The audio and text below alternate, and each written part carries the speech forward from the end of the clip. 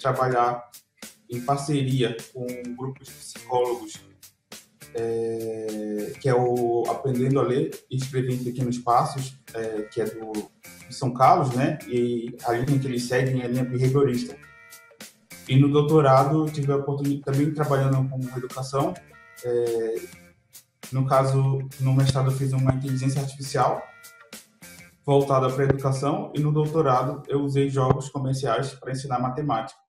E aí, no doutorado, eu tive a oportunidade de conhecer o Grupo Alfa, que é um grupo de pesquisa já que tem várias décadas lá da Faculdade de Educação da USP, e lá eu tive o contato com pesquisa qualitativa na educação, certo?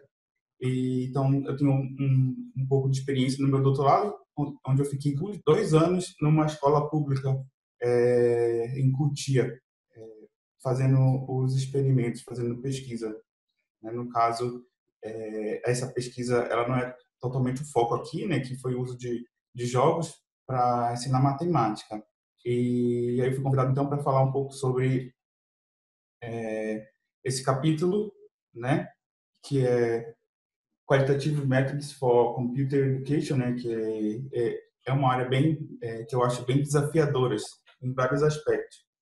E então aqui a gente vai começar a apresentação, né? E vamos falar sobre pesquisa de natureza qualitativa. Bom,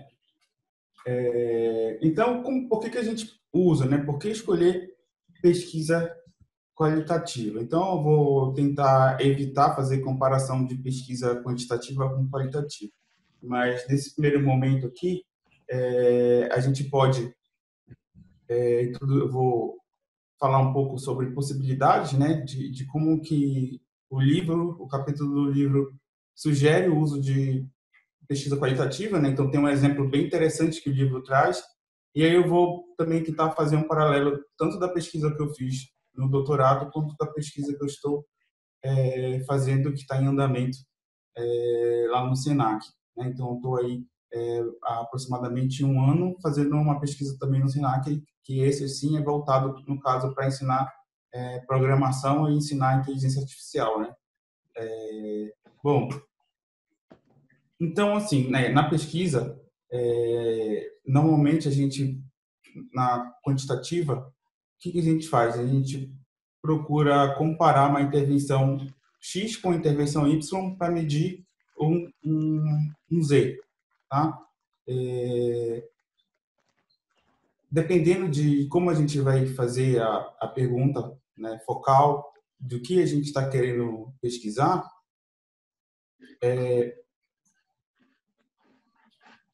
em algumas situações a gente consegue usar métodos quantitativos, né? Então, por exemplo, geralmente quando a gente está investigando a eficácia de um método, a gente consegue fazer alguns formulários, algumas pesquisas quantitativas e, de certa forma, medir. Mas, se por acaso a gente quiser investigar o porquê, né, quais as implicações, quais os efeitos, o que ou como esse aprendizado está acontecendo dentro dos estudantes, então, de repente, alguns métodos quantitativos não sejam suficientes. Tá? Então, quando a gente procura entender alguns fenômenos, né, alguns tipos de interações onde não existe uma categorização, né, uma classificação bem clara, né, porque em várias situações, de repente, a gente pode encontrar nuances. Então, o ser humano ele não é binário, certo? Então, quando a gente quer entender essas nuances em profundidade, geralmente a gente procura usar pesquisa qualitativa, certo?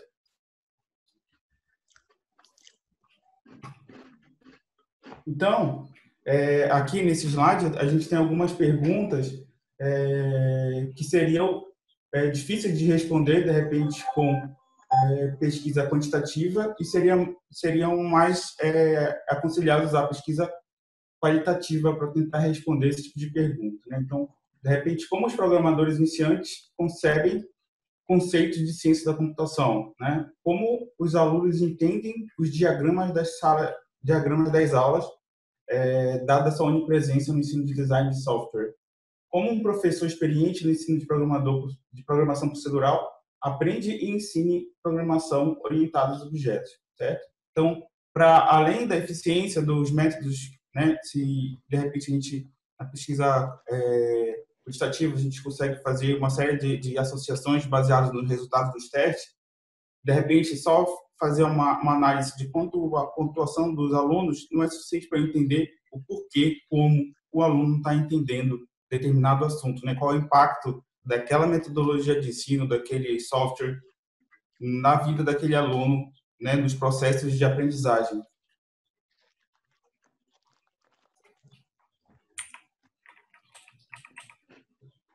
Bom, então aqui, né, vou falar um pouco sobre a fundamentação teórica e horizonte teórico interpretativo que se faz necessário em pesquisas qualitativas. Bom, então esses métodos qualitativos eles já existem, né, e são amplamente utilizados por várias décadas nas ciências humanas, tá? Principalmente naquela disciplina no qual o pensamento, a consciência e a sociedade são objetos de estudo. A pesquisa qualitativa, ela possui diferentes formas de coletar, analisar e reportar dados, tá? Então, por isso é fundamental aqui a gente ter uma fundamentação teórica adequada, tá? E a gente precisa escolher essa fundamentação teórica para guiar a pesquisa e tanto fazer o planejamento da pesquisa desde o início, tá? Então, ela vai definir todo o escopo, como a gente vai coletar os dados e como a gente vai analisar os dados. Então, assim, né? Eu tenho mais experiência com pesquisa.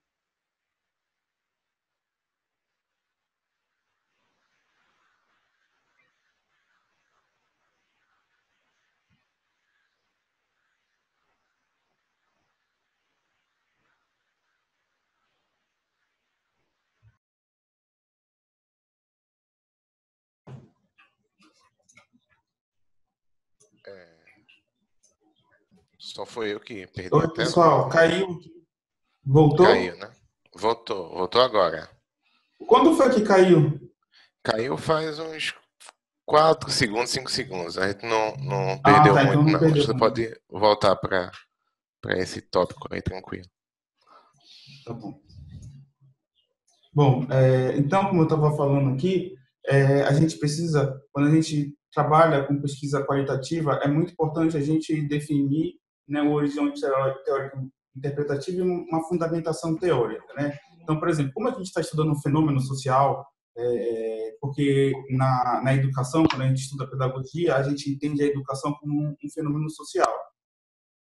E aí a gente precisa, por exemplo, escolher algum teórico, um teórico puro, uma linha teórica para fazer a coleta de dados e para fazer a análise desses dados, certo? E aí, dentro dessa teoria, vai existir uma série de técnicas de coleta de dados, vai existir de repente, uma metodologia de pesquisa qualitativa mais adequada. Então, é muito importante a gente escolher desde o princípio, baseado no que a gente quer investigar. Então, por exemplo, se eu quero entender por que o aluno aprende, como ele aprende determinado assunto, né, que está em relação com um contexto social, de repente tem algum teórico que ele vai dar ali um suporte para isso, certo? Então, por exemplo, aqui dentro das áreas que a gente tem dentro dessa fundamentação teórica, né, do que vai guiar minha pesquisa, preciso saber muito claro, né, que se eu vou estar dentro da sociologia, antropologia, ciência cognitiva, psicologia, certo? Educação, pedagogia e andragogia. Então, para quem não sabe, andragogia, né, pedagogia é para criança e andragogia é para adulto. Filosofia, história, economia e ciência política. Então, dependendo do que eu estou investigando, eu vou precisar escolher algum teórico, um embasamento teórico que esteja alinhado. Geralmente, psicologia e educação conversam muito, né? Então, a gente vai ver muitos teóricos da área de pedagogia que eles iniciaram seus estudos lá na psicologia. E aí também tem a psicologia aplicada na educação e assim por diante. Então, aqui eu separei para vocês alguns, tá, teóricos e linhas, teorias linhas teóricas que são mais amplamente utilizadas na área de educação. Bom, então, dentro do cognitivismo, a gente tem o Vygotsky, né, que ele é da área de psicologia também, né? A gente tem andragogia, né? Learning Theory, andragogical Learning Theory, tem o construtivismo, que é diferente de construcionismo. Então, dentro do construtivismo, a gente tem o Piaget, que ele é muito conhecido, o pessoal da psicologia estuda muito ele, e ele investigou a fundo, né, como é que funciona os processos cognitivos, né, as equilibrações mentais, e a gente tem o conectivismo e a gente tem o construcionismo, que é o Simon Papers, que ele que criou a linguagem de programação Logo, né? Então, ele estudou já faz algum tempo esse estudo, né, o ensino de computação, e aí pensando sempre em criança, então ele criou essa linguagem Logo. Acredito que muitos de vocês já ouviram falar dele. Então, assim, existe um trabalho de décadas de cada um desses, que cada um tem uma linha de raciocínio, uma teoria, e como eles entendem o processo de ensino e o processo de aprendizado. Então, por exemplo, o Vygotsky, ele trabalhou essencialmente com o aprendizado e não trabalhou com o ensino, tá? Então, a educação, ela abrange esses dois termos. A gente tem que tomar muito cuidado quando a gente trabalha em educação e diferenciar muito bem.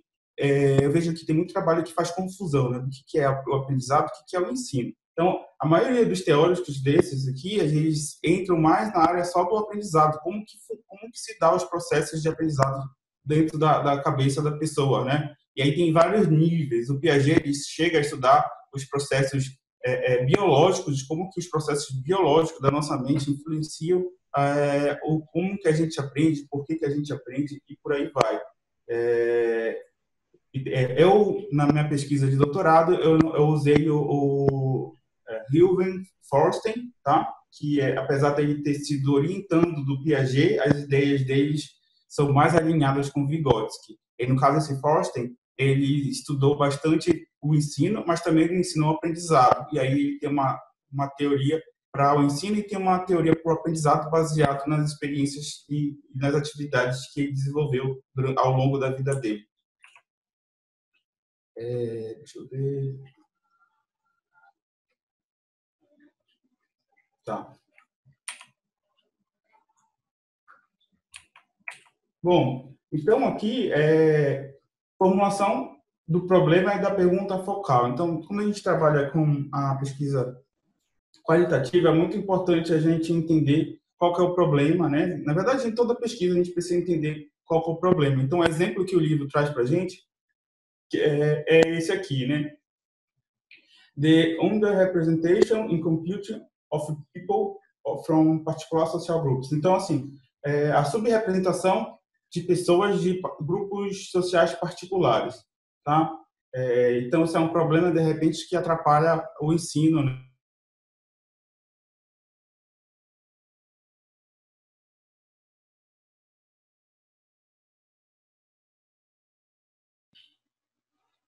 Hoje estamos com quedas, né?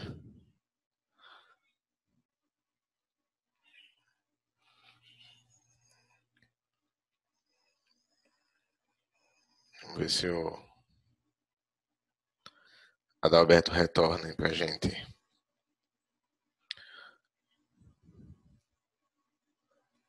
A câmera dele tá aberta? Talvez pode ser uma medida de fechar a câmera. Pode ser o quê? Não, eu estou perguntando se a câmera dele estava aberta, talvez pode ser uma ideia fechar a câmera por causa da banda, né? Transmissão, entendi, da banda, é verdade. Tem razão. Vamos ver se ele volta, né? Então, a oportunidade tem mais participantes que continuar no grupo. Teria oportunidade de convidar no grupo do WhatsApp. Deixa eu dar uma olhada, ver se... Acho que ele voltou. Adalberto?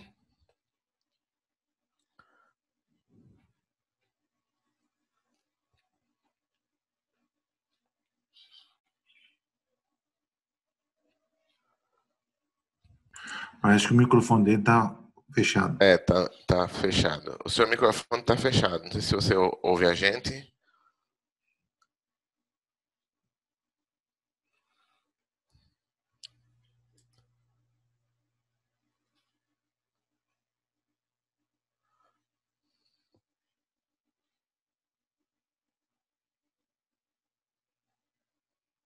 É.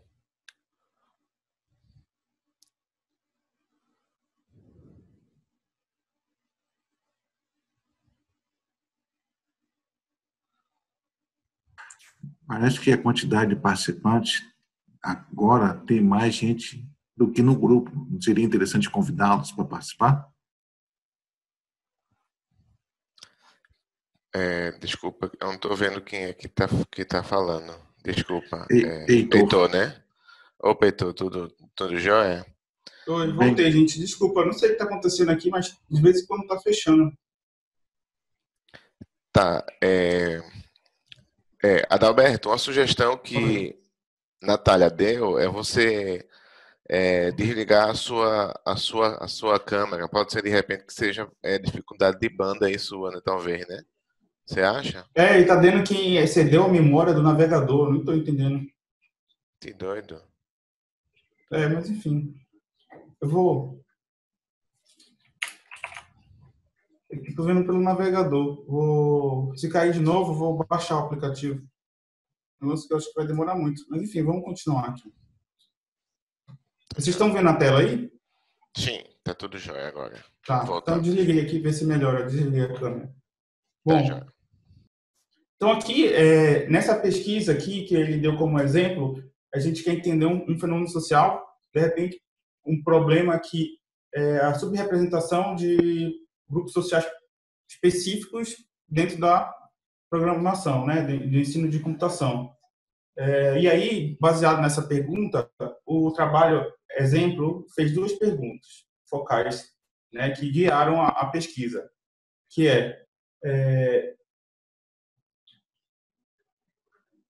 sobre como garotos inicialmente se engajam sobre textile materials, né? E como garotos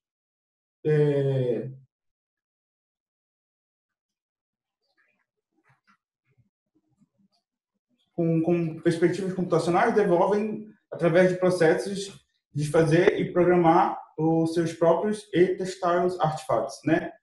Então aqui, né, esse trabalho ele traz tem um título até interessante que o capítulo traz, que é Needlework, Boy Needleworks, né? Que no caso aqui o título é meio provocativo no sentido que trabalhos manual, né, crafting, se não me engano, needlework crochê,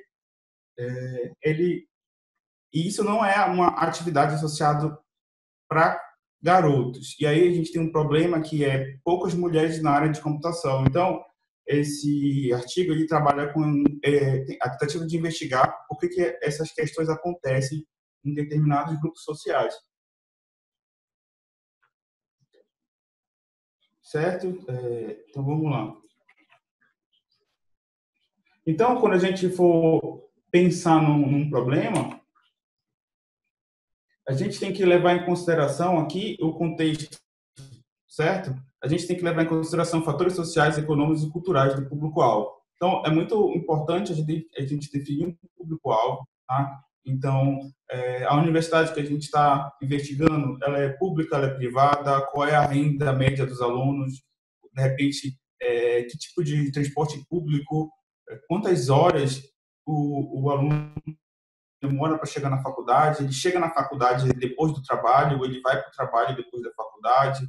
Existe uma série de variáveis que podem interferir diretamente nos processos de ensino-aprendizagem. E para a gente entender um contexto, de repente, por que determinada experiência está funcionando de um jeito, ou como que o aprendizado está se dando, que dificuldades o aluno tem, pode estar em relação a um contexto social, cultural mais complexo, certo? E aqui na investigação qualitativa, a gente tem o interesse de fazer uma investigação em profundidade para descobrir, né, a origem do porquê, de como aquilo está acontecendo, certo?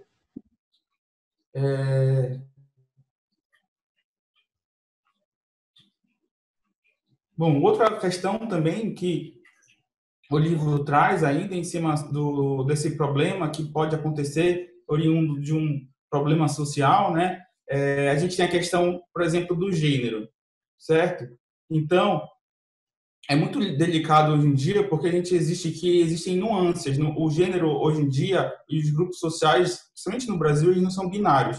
Então, alguns grupos étnicos podem sofrer dificuldades especiais. Então, de repente, o grupo étnico, um grupo indígena, ou no Brasil, dependendo da cor da pele, podem existir uma série de barreiras e dificuldades que isso pode interferir no aprendizado. Então, como esse artigo exemplo aqui, ele quer saber essa underrepresentation, né, sobre pessoas de grupos sociais, ele precisa definir o público-alvo dele.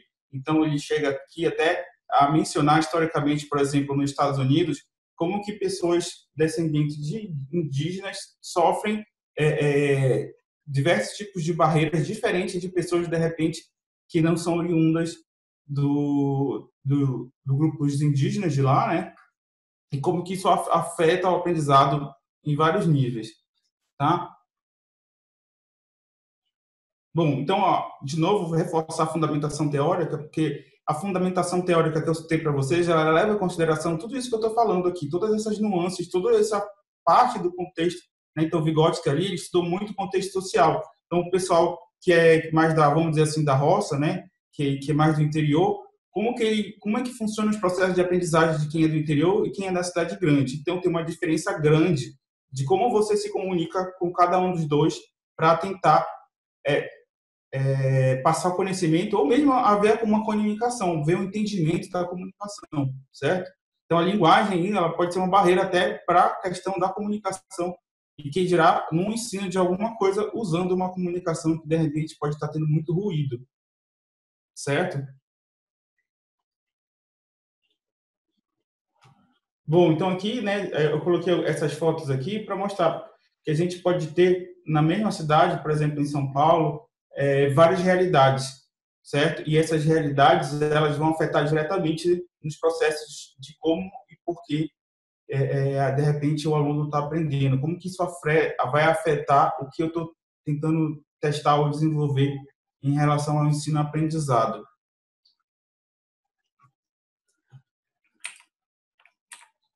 Bom, aqui eu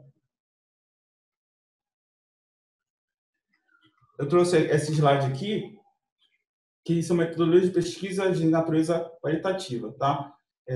Então, dentro da pesquisa de natureza qualitativa, a gente tem uma série de metodologias, de repente a gente pode combinar metodologias, certo? Dependendo do objetivo que a gente quer, tá? Então, a gente tem a etnografia, estudo de caso, pesquisação, pesquisa participativa, pesquisa etnográfica aplicada à educação, certo?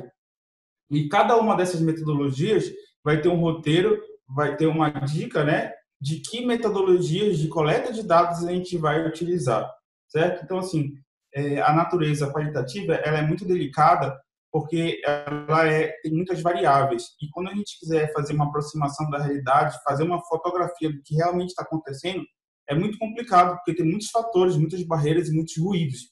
Então, é muito importante que a gente use mais de uma, né? Quanto mais melhor, mas dependendo de quantas metodologias de coleta de dados, a pesquisa pode ficar inviável. E aí é interessante que a gente faça o uso, um estudo aprofundado aqui de como executar a metodologia para a gente fazer uma análise que seja coerente com os dados coletados, levando em consideração os ruídos que, porventura, possam aparecer nessa coleta de dados, já que é tudo muito subjetivo aqui na pesquisa qualitativa. Certo?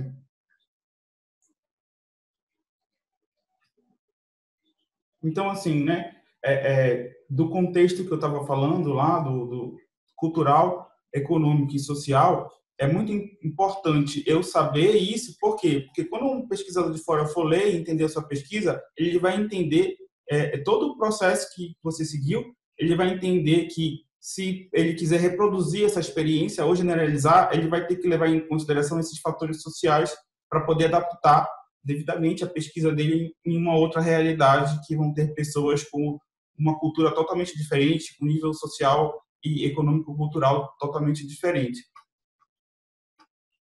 Bom,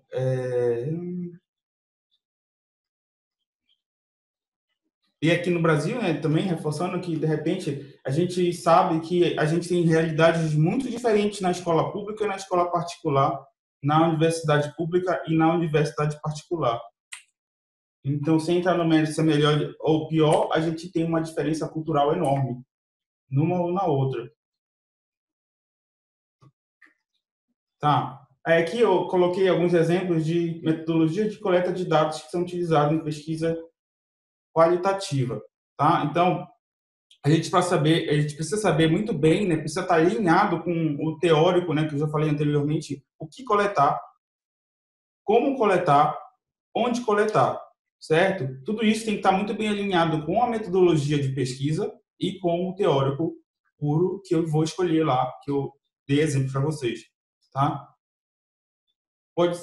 Aqui a gente pode combinar mais de uma forma. Então, por exemplo, na minha pesquisa de doutorado e na que eu estou fazendo atualmente, eu estou usando diários de campo, métodos visuais, triangulação de dados, análise de contexto, observações, discussões, grupos focais e entrevistas semi-estruturadas, certo? Então, existem muitas outras aqui, então é um exemplo.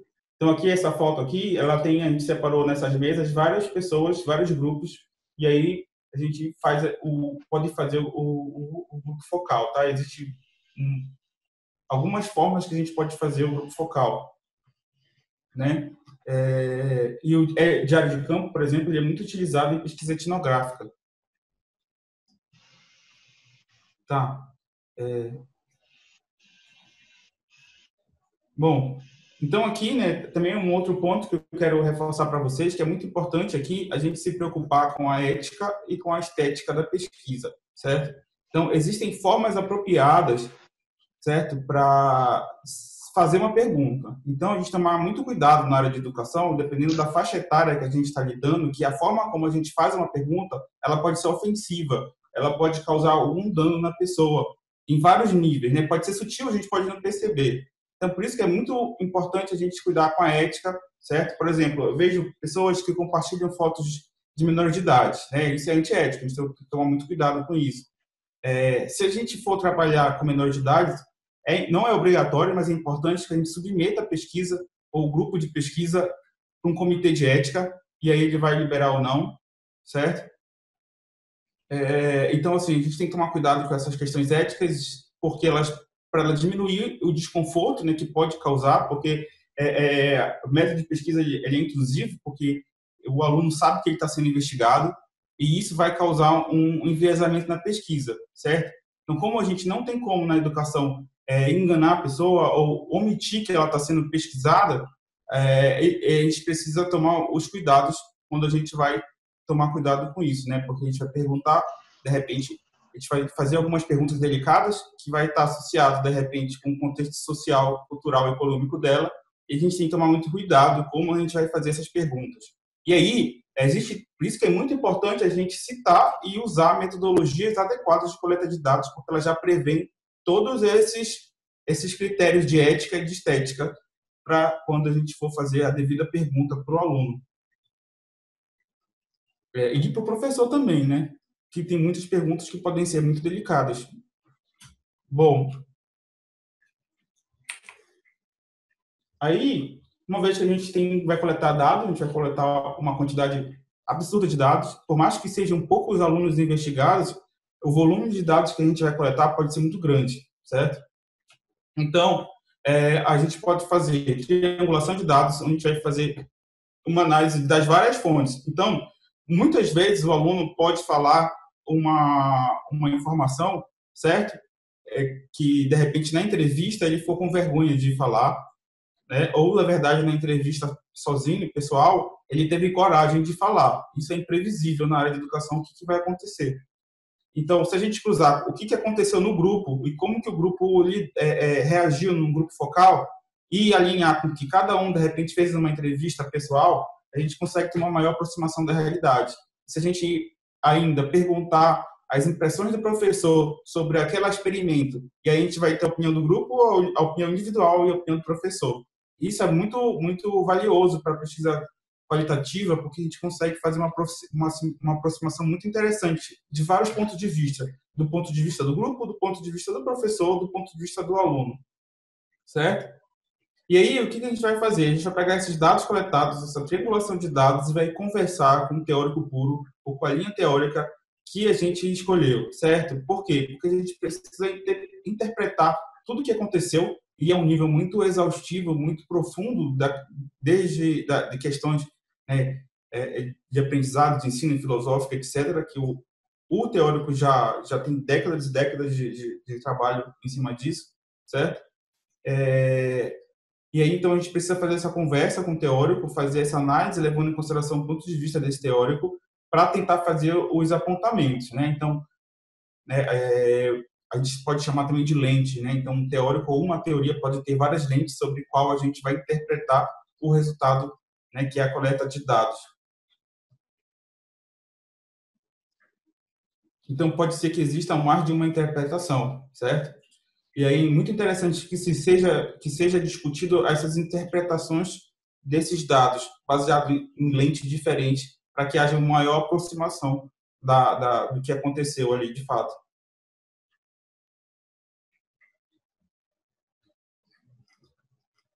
Tá, vamos lá. Já está acabando o tempo aqui.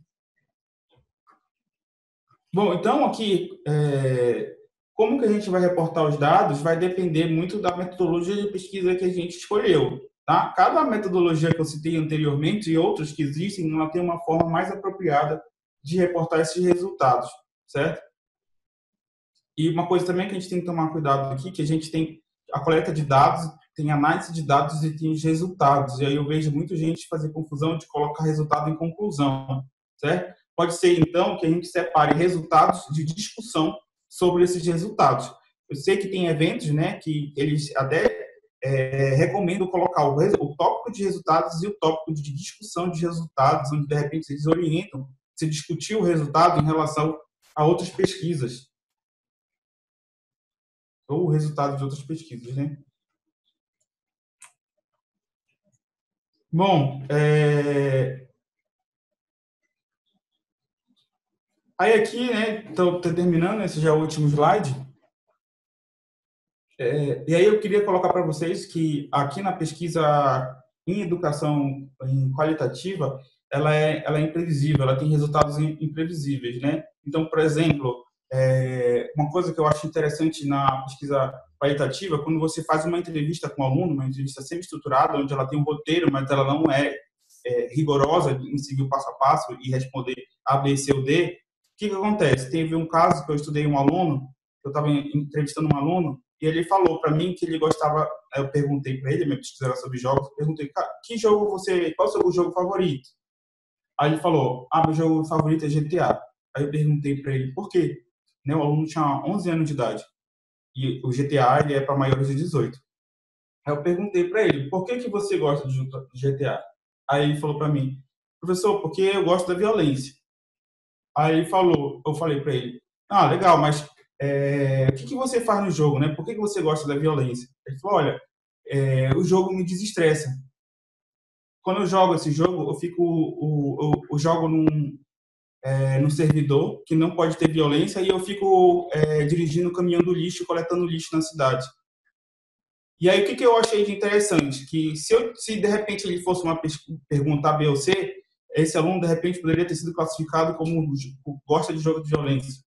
Mas, na verdade, ele pela entrevista, ele sofre violência em casa, ele usa o jogo como uma forma de fugir da violência, e mesmo no jogo ele sendo taxado, né, estigmatizado por ser violento, porque ele é um jogo realmente violento, ele joga num servidor onde não tem violência, ele só gosta de passear na cidade, porque tem uma cidade e ele fica pegando lixo na cidade.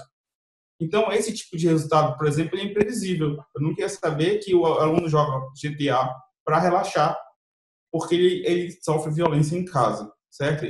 Enfim, isso é essa parte fez parte da sondagem diagnóstica, né, que eu quis entender um pouco os alunos para poder depois fazer a pesquisa.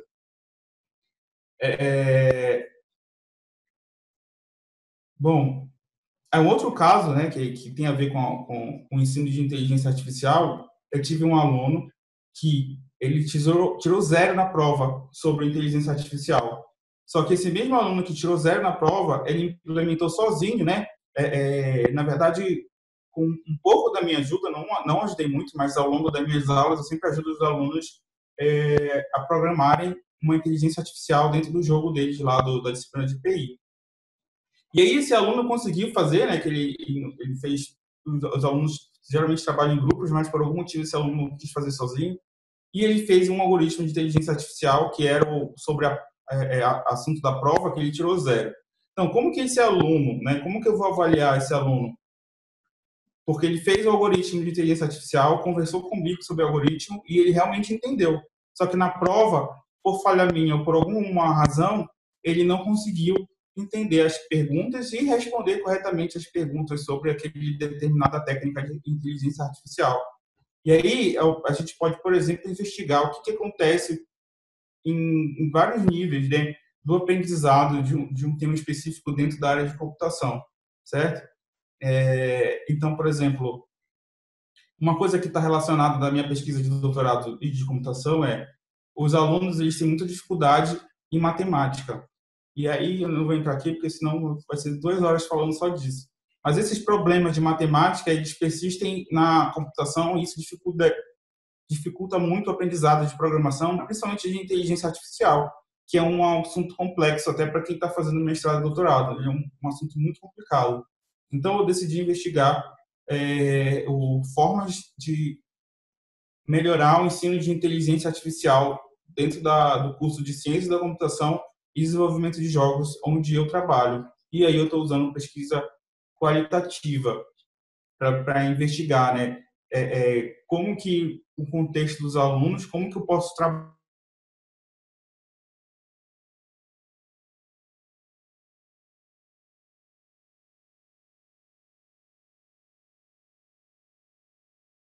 Eu acho que houve uma queda de novo do Adalberto. Eu já voltei.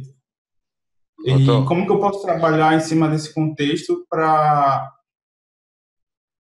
entender o que está acontecendo e como que eu posso melhorar o ensino de uma forma mais significativa, né? Bom, pessoal, é isso. Agora a gente abre para discussão, né? Peraí, mas você não acabou de explicar como melhora. Uma dica para a gente de como melhora o aprendizado de matemática? Tá, deixa eu pensar aqui. Bom, esse artigo, eu submeti ele para o FII, né? E aí, outra ocasião, a gente pode combinar de eu apresentar ele com mais detalhes. Mas, basicamente, o que eu estou fazendo? Eu fiz uma análise, uma sondagem diagnóstica para entender as dificuldades dos alunos. Baseado nessa dificuldade dos alunos, eu tentei criar uma experiência que usando uma metodologia, pedagogia de projetos, tá? E aí dentro dessa pedagogia de projetos, eu criei um material também com uma metodologia para criar esses materiais de apoio, tá? E aí é uma metodologia que normalmente é usada em andragogia para ensinar alfabetização de adultos, certo? E como esse sistema ele é interessante porque ele usa a transversalidade de disciplinas para ajudar os adultos. E aí o que eu pensei? Aqui eu estou usando pedagogia de projetos, levando em consideração o conhecimento dos alunos em jogos, para ensinar eles a entender o assunto de inteligência artificial. Então, por exemplo, eu vou ensinar grafos para eles, eu pego um contexto de Senhor dos Anéis, que eles são fãs, ou de algum jogo que eles são muito fãs, e eu crio um projeto de abstração matemática complexa relacionada com inteligência artificial num contexto que eles sabem de cabeça. Então, tem muitos problemas de lógica que os alunos resolvem nos jogos de forma intuitiva. É um raciocínio muito complexo dentro de um jogo, né? Um jogo de estratégia em tempo real, um jogo de tiro. Então, ali tem uma série de características que aquilo ali é usado em inteligência artificial. E aí eu tento trazer o aluno esse conhecimento do aluno que ele usa no dia a dia dele para ensinar um assunto mais complexo, né? Então, eu me preocupo muito com isso, né? Entender o aluno, entender o que de repente ele tem de repertório, como que eu posso usar esse repertório, tanto para deixar a aula mais engajadora, quanto para trazer um aprendizado mais significativo. Porque se o aluno, né, dentro da teoria do Piaget, né, ele fala que o afeto, as emoções, ela é um combustível, né, dentro do motor do aprendizado. Então, eu preciso que o aluno tenha uma necessidade, esteja engajado em resolver problemas, né, e que esse problema, no caso, está dentro da pedagogia de projetos, para que ele tenha um aprendizado significativo, que faça sentido para ele. Porque dependendo do exemplo que eu dou para o aluno resolver, não faz sentido para ele, ele não consegue entender a abstração, certo? E isso causa uma série de ruídos na aprendizagem, né? Ou simplesmente ele fica desmotivado.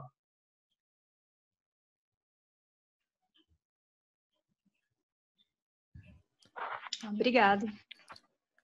Tá ok. Adalberto, obrigado pela apresentação. Bom, vamos abrir espaço para perguntas, né? Acho que eu vou começar e fazer uma pergunta aqui e também deixo aberto, né, para outros pesquisadores também fazer os seus apontamentos, né? Mas o ponto da pesquisa qualitativa é um ponto bastante importante para a nossa área de educação e computação, né? E uma das críticas que às vezes a gente que conduz, né, pesquisa qualitativa recebe é a questão da generalização, né? Então isso quase sempre isso ocorre como crítica, principalmente de quem não tem essa prática aí de conduzir pesquisas qualitativas. Então, quase sempre existe uma comparação entre a pesquisa quantitativa e estatística, né?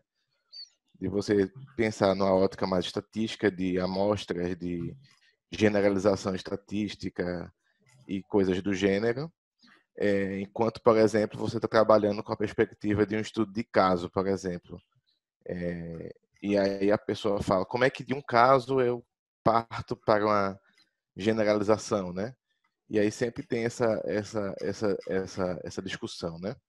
Então vou jogar na roda aqui e aí o Adalberto pode responder, mas quem tiver à vontade também pode fazer apontamentos sobre essa questão da generalização estatística, que é típica aí da abordagem quantitativa, né?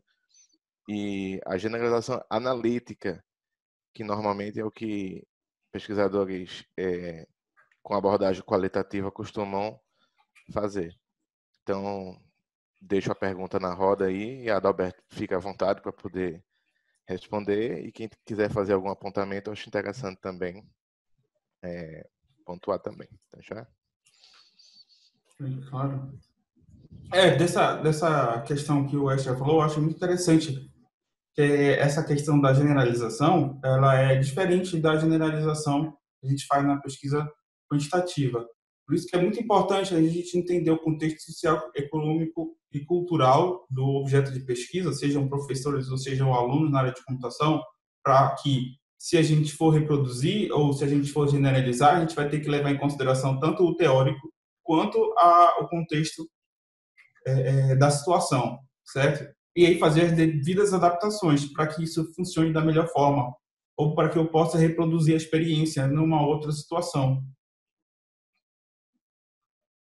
Né? Aí, entrando dentro do assunto, por exemplo, o Brasil é muito grande. Então, dependendo da região, do estado que você está, a forma de se comunicar é diferente. Então, eu sou de Belém do Pará. Então, tem formas que as pessoas se comunicam lá, usando gírias, que, de repente, o pessoal do Rio de Janeiro não vai entender. Do mesmo jeito que no Rio de Janeiro tem uma forma de se comunicar e gírias, que em São Paulo é diferente e as pessoas não vão entender. E, dependendo de como você vai usar isso em sala de aula, isso pode gerar ruído, né? Porque os nossos alunos, eles vêm de diferentes classes sociais, eles vêm de diferentes contextos culturais, eles têm interesses diferentes. E isso pode impactar no aprendizado, né?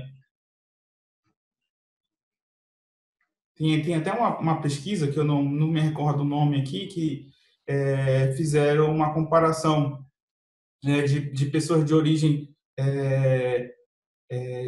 latina e pessoas de origem saxônica. E aí, então, dependendo da origem cultural que você vem, os processos de aprendizagem, eles podem se dar com algumas diferenças sutis que vai impactar diretamente da forma de aprendizado. Então, de repente, da forma como você ensina na Alemanha, ela é completamente diferente de como você ensina no México ou no Brasil, porque as pessoas elas têm o costume de absorver e de construir o conhecimento de formas completamente diferentes.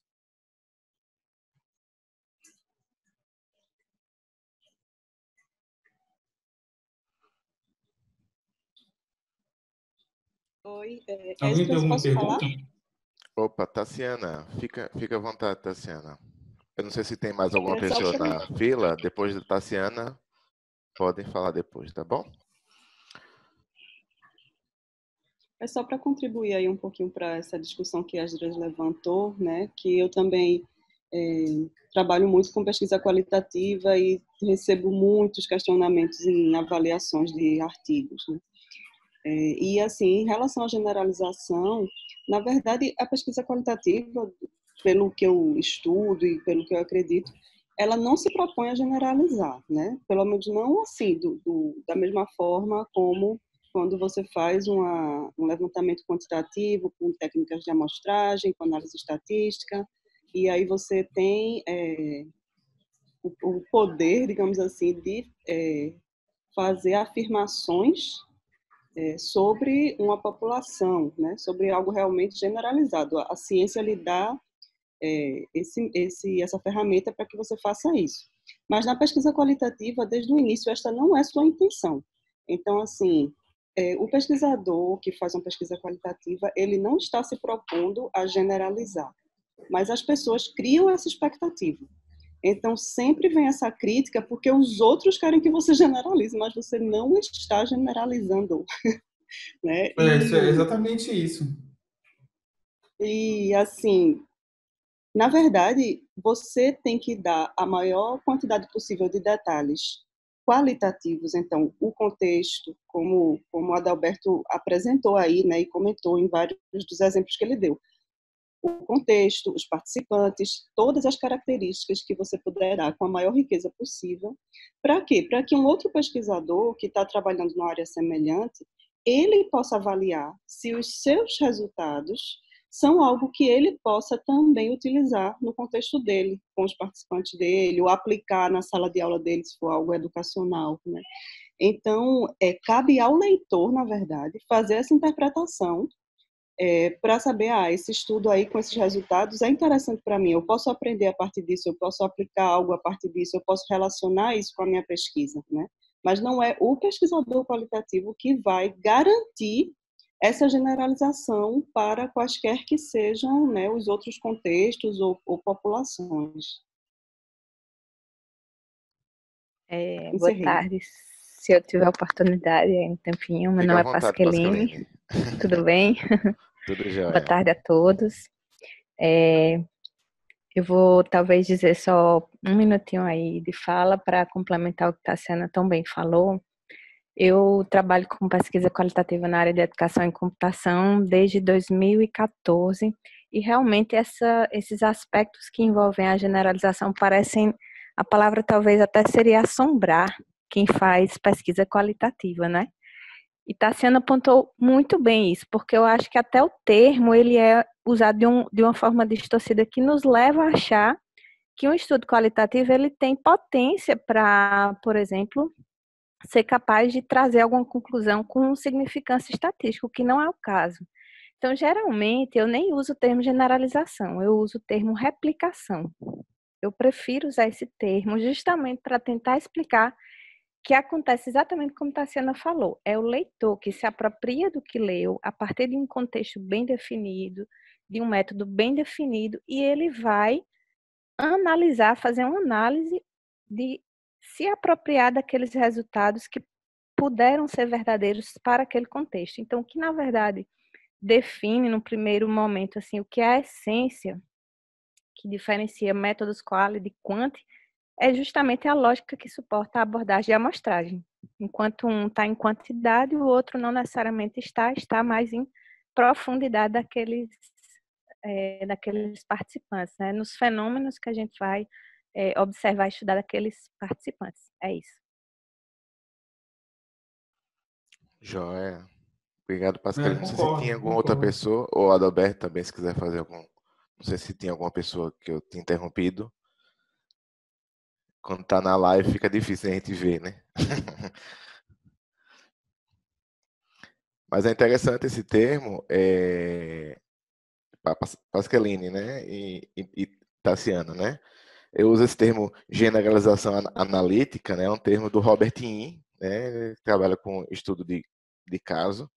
Mas eu concordo plenamente com vocês de que é um termo que, dependendo do lugar onde a gente dialogue, mesmo fazendo essa ressalva que não é estatística, é analítica, a tendência de levar a desencontros é muito grande, né? Eu concordo plenamente. E a lógica da replicação é uma lógica muito mais...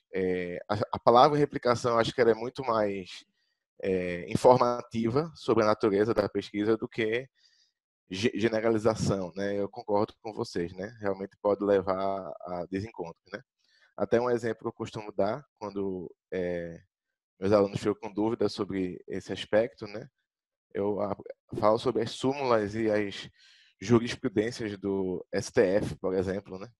A gente está vivendo um momento juridicamente muito profícuo aí, né? Nessa época política aí de STF para cá, STF para lá. E o que a gente costuma muito ver é que as decisões do STF, elas costumam servir de balizas, né? Para que outros advogados em outras instâncias, né, outros juristas possam replicar, usar o termo que vocês colocaram, que eu acho muito bom, muito informativo, replicar em uma certa medida, né, o tipo de decisão e tomada de escolhas a partir de como eles leram algum artigo da lei, como eles interpretaram, como eles sopesaram, né, colocaram, né, esse princípio em detrimento do outro. Então, assim, não é que aquela decisão específica sobre o triplex vai ser a mesma que você vai fazer sobre a pessoa que você está fazendo o processo de defesa em outro estado, em outro momento, em outra realidade. Mas você vai tentar extrapolar, né, alguns aspectos importantes e tomadas de decisões importantes, né, daquelas decisões para justificar o porquê você está indo para uma certa linha de defesa ou acusação ou não, né? Então, eu acho muito legal esse termo. Realmente, assim, para mim, é bem legal, ao invés de usar generalização analítica, que é o termo do Robert Yin, usar replicação. Eu acho bem legal. Bom, aberto. São 4 horas agora. Eu proposto é irmos até 4h05, 4h10, se houver, né, algumas perguntas. Estamos abertos aí. Tá? Tá, eu vou falar um pouquinho só do livro, né? Não sei se o pessoal tem contato com os outros capítulos do livro do Cambridge Handbook, que foi lançado no meio do ano passado, eu acho. É um livro que ele tem aborda vários tópicos pertinentes na área. Tem uma parte bem legal no final de exemplos bem práticos de pesquisa aplicada na área de educação em computação. Tem uma parte bem extensa também de psicologia, learning sciences, etc. Quem tiver dificuldade em adquirir o livro na sua forma física, ou acho que eles ainda não estão vendendo virtual, só físico, né?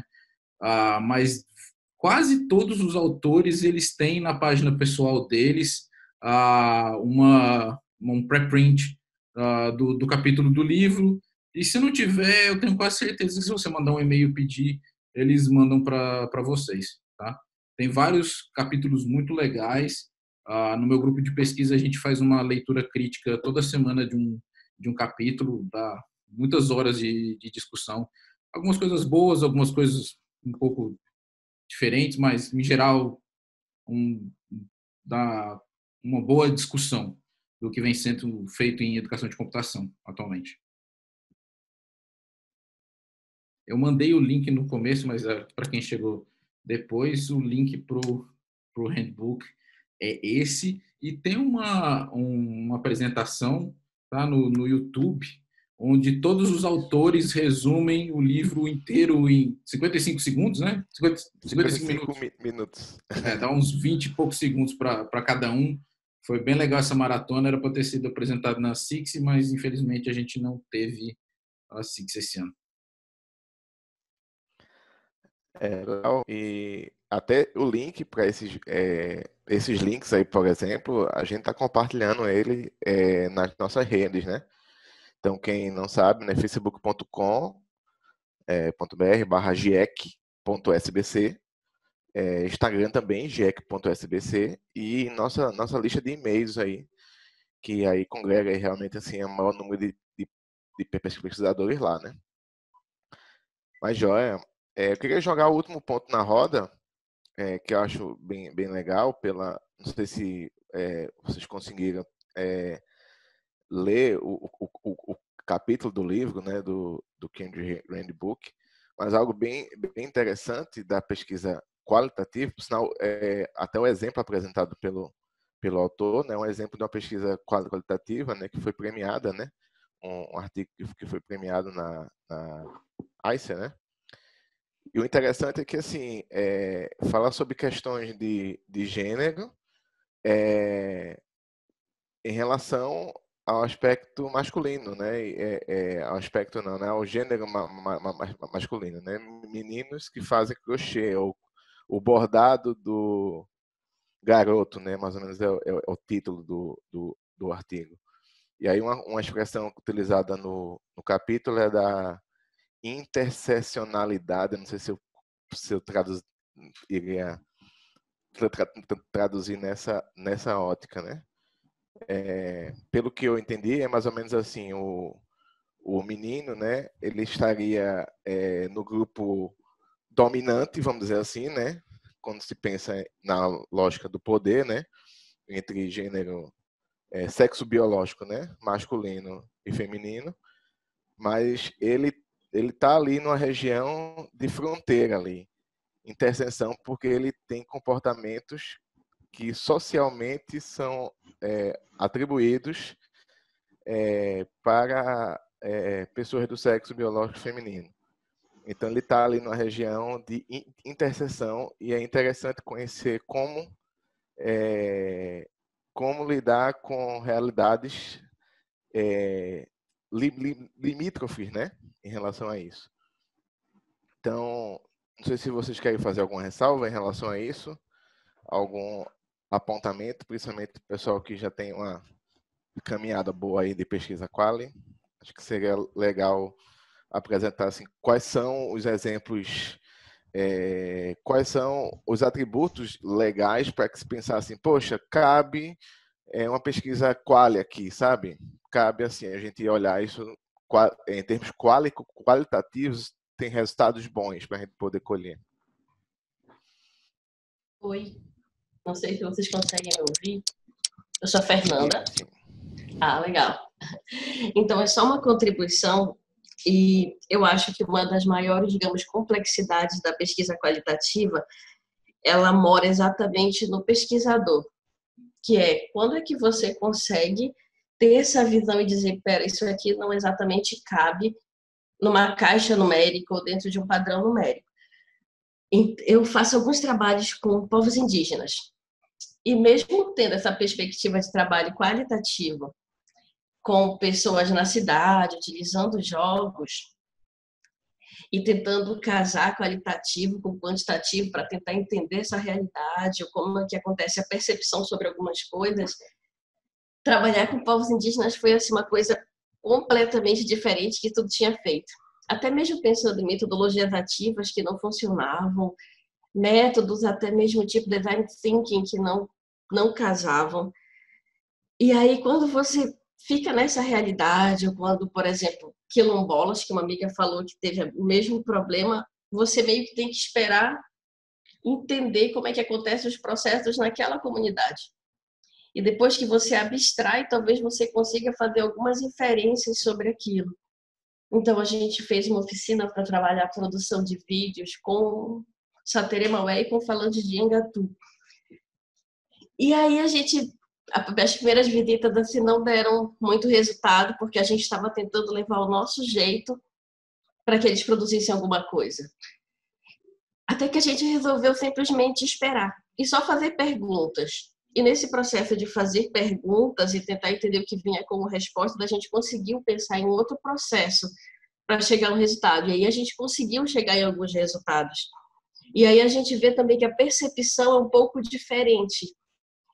E aí acaba tendo o desafio, por exemplo, dentro de Design Based Research, que ele pensa que a cada ciclo você deveria fazer uma contribuição científica para aquela teoria, etc. Não necessariamente a tua contribuição a gente não consegue chegar nisso que vocês chamam, que algumas pessoas chamam de generalização. Aí a gente acaba ficando em dúvida até que ponto eu consigo dizer que isso é exatamente replicável e fique em dúvida também para compartilhar do que se chama de conhecimento científico, para dizer, para lá, isso aqui não está dentro de uma caixa, talvez não esteja dentro do processo formal do que foi concebido como ciência. Então, até que ponto eu consigo compartilhar isso como uma experiência ou como, de fato, alguma coisa que as pessoas considerem com um peso maior. Eu acho que isso é um dos maiores desafios assim, nessa área.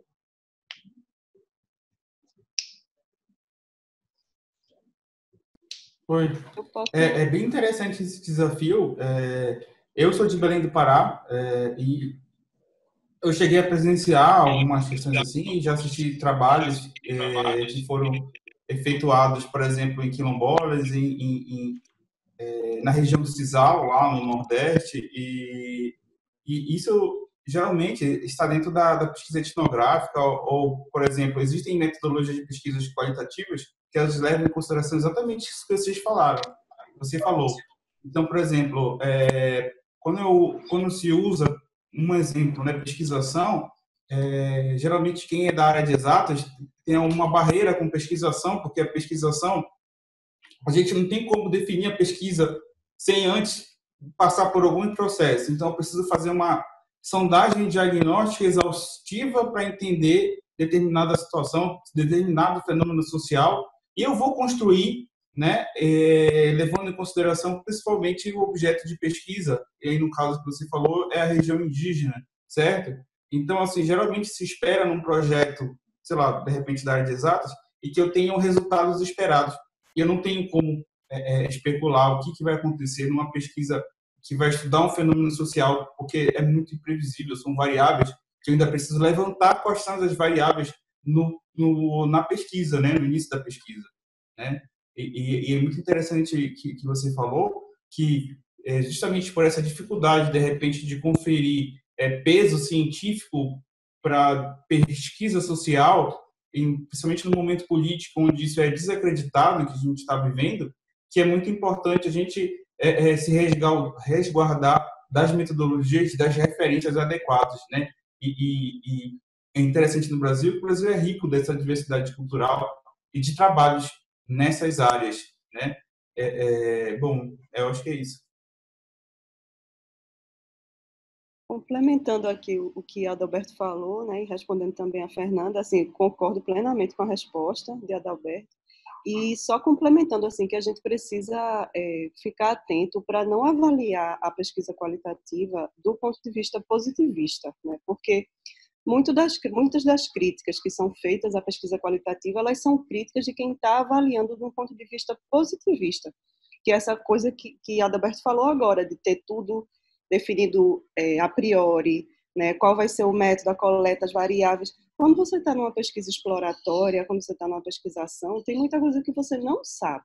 Mas isso não é um defeito da pesquisa, isso apenas é um outro paradigma, é uma outra forma de fazer pesquisa, e as pessoas, ao avaliar esse tipo de pesquisa, precisam entender esse outro paradigma, né? Então, não é que a pesquisa qualitativa ela não tenha rigor científico, de jeito nenhum. Você precisa ter as teorias, você precisa ter a fundamentação teórica, né, como a gente viu na apresentação. Você precisa ter os métodos de coleta, que não é de qualquer jeito. As pessoas muitas vezes pensam, entrevista, qualquer um faz, de qualquer jeito está aí. Não é assim, né?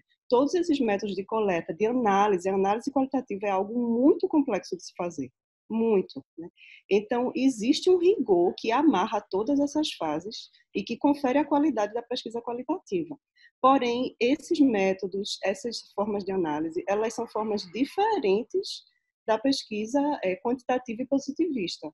Então, se você for avaliar a pesquisa quali com a visão positivista, realmente você vai dizer que não é pesquisa, porque é um outro paradigma, é diferente, né? E aí eu acho que muitas vezes acontece isso, as pessoas não entendem o que é a pesquisa quali e criam expectativas que não são parte daquele paradigma.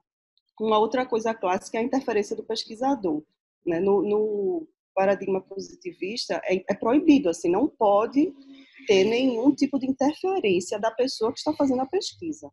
E faz sentido, nesse paradigma faz sentido. No paradigma qualitativo é o contrário, a interferência ela é parte da pesquisa, porque entende-se que eu, como pesquisadora, tenho todo um contexto, tenho toda uma história de vida, e na hora que eu vou coletar o dado e interpretar aquele dado, é inevitável que eu traga o que eu tenho na minha mente para aquele processo. Não tem como eu separar a minha mente do meu trabalho de pesquisa, de análise qualitativa. Mas isso precisa estar muito bem posto, né? Na redação da pesquisa, no relatório, na report, como é, quando você relata os resultados, né? Tudo precisa estar muito bem explicado. Eu acho que o grande problema da pesquisa qualitativa hoje em dia é que as pessoas acham que não existe um rigor ali e que pode ser feito de qualquer forma. Então, vou entrevistar aqui, descobri isso aqui. Aí não apresenta evidências dos dados, não diz como foi que chegou àquelas conclusões, não diz que teorias foram usadas para fazer aquelas interpretações. Então, eu acho que o grande problema hoje em dia da pesquisa está aí. Joia. Obrigado, Tassiana. Obrigado, Fernanda. Obrigado a todos, né, que puderam compartilhar aí de algumas falas. Nossa, assim, o desejo é que a gente continuasse um tempo maior para poder mastigar, né? Oi? Só uma coisa. Eu acho que... Oi, Aruki, pode falar. Oi. Eu acho que foi Pode muito falar, interessante Aruki, fica à essa vontade. conversa final. Tá escutando? Sim, tá um pouco baixo, mas eu consigo ouvir. Desculpa, eu não sei o que está baixo. Eu acho que foi muito interessante essa conversa final que juntou pesquisa qualitativa com a questão da diversidade que a gente tem no Brasil, porque o Brasil é um país imenso. Eu trabalhei em Roraima, na implementação da Universidade Estadual de Roraima, eu sou do Rio de Janeiro. Então, a gente tem realidades e muitas formas diferentes aqui. Então, só isso já dá um trabalho incrível. E pelo que foi explicado muito lindamente nesse trabalho, a pesquisa qualitativa ela vai mais no como, em como as coisas funcionam. E a quantitativa ela generaliza. Então, num país tão complexo, que é complexo até para nós brasileiros, é muito interessante entender essas realidades distintas. A gente podia fazer no futuro sobre isso, discutindo isso. Fazer um outro seminário discutindo essas questões. Sim. Eu acho assim que um dos pontos ricos da pesquisa quali, né, é compreender de maneira muito mais rica as particularidades, né? Porque um dos ricos da generalização é você desprezar as minoridades, vamos dizer assim, né? Eu acho que uma das riquezas está aí, né? E aí, de repente, assim, até quando a gente colocar o link lá no Forms, né? Vocês colocarem, né, que principalmente pessoas que têm trabalhos, né, nessa área em específico, né? Colocar esses artigos como próximos a apresentações do GIEC, né? Que é muito interessante que esse assunto retorne de maneira concreta, né?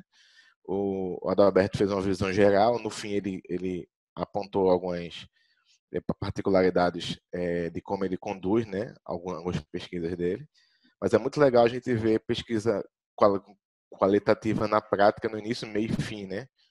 Então é muito interessante a gente começar a olhar como um pesquisador de educação em computação consegue materializar isso, né? Porque a gente vai ter essa dificuldade mesmo, assim, pelo menos eu, não sei, acho que outros professores também, ou pesquisadores, né, que também estão aqui, talvez vai ter essa dificuldade pelo lugar de fala mesmo, né? A gente vem de uma realidade de exatas cartesiana, positivista, e é normal que a gente leia a realidade de uma maneira estatística. E aí, assim, fazer essa mudança, né, paradigmática não é um negócio tão simples assim, né? Então, acho que esse espaço é um espaço de formação também para que a gente possa abrir os nossos horizontes, né? E fazer pesquisa relevante para o nosso quadro, para a nossa realidade, né? Realidade Brasil, em meio a Esdras, tanta, né? Oi, Esdras, é que eu pensei, pode falar, Ruth. por exemplo, essa discussão final em que tinha Fernanda, tinha Bosco, que tal pensar numa mesa redonda? Porque essa discussão final, se a gente pensar bem, eram pontos de vista diferentes, dialogando sobre um tema. Que tal a gente pensar em fazer uma mesa redonda sobre esse, por exemplo? Porque era o que estava basicamente acontecendo. Então, a gente pode ver, Aaron, que é assim, a gente pode até colocar lá no comitê, né, diretiva, essa agenda, não vejo dificuldade nenhuma, mas assim, que a gente hoje teve um pouco de dificuldade sobre técnica, né, caiu e tudo mais, mas eu acho muito legal, assim, a gente manter esse tempo curto, de 1 hora, e assim, e se a gente trouxer seguidamente, que por exemplo, artigos sobre esse tema, essa meia hora, né, de discussão sobre, dá a oportunidade de a gente fazer esses olhares, né, em cima É porque eu achei essa meia hora final muito incrível, de começar Sim. a falar sobre pesquisa indígena e começar a falar sobre pesquisa qualitativa. Acho que dava um tema para uma mesa redonda muito interessante. É que eu acho Esse tema final que a gente discutiu. Sim. Eu acho que uma proposta legal do GEC Live é fazer esse equilíbrio, né? Ao mesmo tempo que a gente tem a oportunidade de conhecer pesquisas e trabalhos de pares nossos, né? Ao mesmo tempo a gente abre para todo mundo para poder fazer esses olhares, né? Sobre as ressonâncias que existem tanto na pesquisa de cada um quanto sobre a pesquisa do outro, né? Então acho que Mas que tal a gente assim, marcar acho nossa que primeira a mesa gente está redonda? conciliando, né? Opa, Mas que tal a gente marcar a mesa redonda sobre esse tema? A gente pode pensar. De repente a gente pode Muito amadurecer a bom. ideia Essa discussão, assim, e eu adorei a amadurecer apresentação e a discussão final me surpreendeu. A discussão final foi por um caminho que eu não esperei e já foi muito boa a apresentação. Sim. Mas legal, legal. Com certeza, assim, é uma possibilidade boa. Eu não vejo como possibilidade ruim, não. O que a gente fica um pouco só meio enrolado assim é com alguns artigos que já estão, né, Não, isso é para o futuro. Isso é vislumbrando, né? pensamento para o Isso, futuro. não, isso aí é excelente. Assim, não, entenda que isso virá, certamente. A questão é só amadurecer e a gente pensar em como a gente viabilizar isso, tá? Então, assim, e isso, para mim, é comunidade, né? A ideia da gente criar um grupo de interesse é caminhar junto, comunitariamente, né? Regulando e formando e contribuindo para a pesquisa do outro, né? Acho que isso é rico. Isso é muito rico. Eu acho isso muito, muito jóia. Beleza? Bom, pessoal, eu gosto de falar muito e eu tenho esse problema. E eu prefiro já fazer o corte agora, porque já são 4h20. A ideia é fechar às 4. Peço desculpa um pouco pelo atraso. A ideia nossa é tentar fazer com que esse momento seja bem rigoroso em relação a isso, para que haja uma previsibilidade aí também em relação de tempo para as suas outras agendas, né? Porque a vida continua, né? Apesar de estarmos em meio a uma pandemia, né? Então, obrigado a todos pela participação. Agradecer novamente, professor Adalberto, pela apresentação do capítulo do livro lá da Cambridge. E semana que vem, professora Ana Liz, acho que ela estava online, não sei se ela ainda está, Acho que semana que vem ela vai fazer a nossa apresentação, tá joia? E aí nas redes sociais, no grupo, a gente divulga o link e o paper que ela vai apresentar, tá joia? Não sei se ela está aqui, ela pode de repente fazer só uma pincelada, não sei se ela está online. Eu acho que não, né? Bom, acho que é isso. Pessoal, muito obrigado. Uma boa tarde. Até a próxima, tá? Tchau, tchau.